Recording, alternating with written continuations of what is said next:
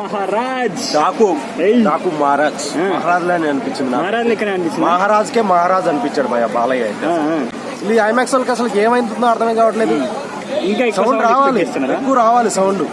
అంటే స్పీకర్లు పగిలిపోతాయి అన్న, పగిలిపోతే కనీసం కమ్సే కమ్ అరే ఎన్ని రావాలి కన్నా కరెక్ట్ గా. ఏదో మెల్లగా ఇప్పుడు టీవీలో 100 సౌండ్ నువ్వు 10 మీద సౌండ్ పెడితే ఎలా ఉంటది, అలానే ఉంటది. ఇందులో అంత పెద్ద థియేటర్ పెట్టుకొని నువ్వు తక్కువలో పెట్టుకుంటే ఎలా, కనీసం కమ్సే కమ్ సౌండ్ అని ఇట్స్ పెట్టాలి అన్న. మిగతా క్యారెక్టర్లు అయితే ఎక్సలెంట్ ఉంది. బాబీ డోల్స్ జరిగే సీన్స్ అయితే దుమ్ము దులిసిపోయినాయి అన్న.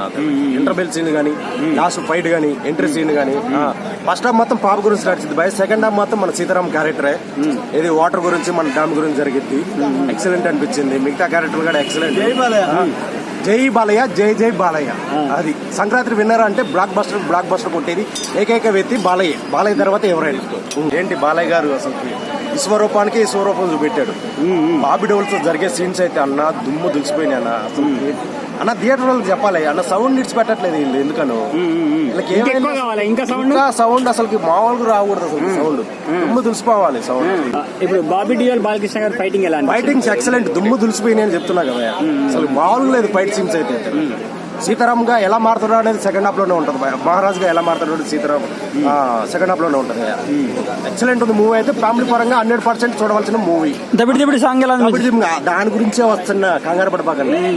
దాని గురించి మీరు తప్పుకు చూస్తే తప్పు, రైట్ కి చూస్తే రైట్. మీరు తప్పుకు చూస్తే దానికి మనం Bhagavanth Kesari good touch bad touch గురించి చెప్పారు, దీంట్లో అది చేశారని ట్రోలింగ్ జరిగింది. అది చూసేవాడికి బట్టి ఉంటది భయ్య, చూసేవాడు బట్టి ఉంటది. సో బాలయ్య బాబు చెప్తారు కానీ పాటించారని అంటున్నారు, మీరేమంటారు దానికి? నేను సినిమా లాగానే చూశాను, వేరే పరంగా నేనైతే చూడలేదు.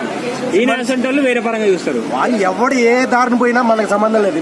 సినిమా పరంగా చూస్తే అది ఏదైనా సినిమానే అంతే భయ.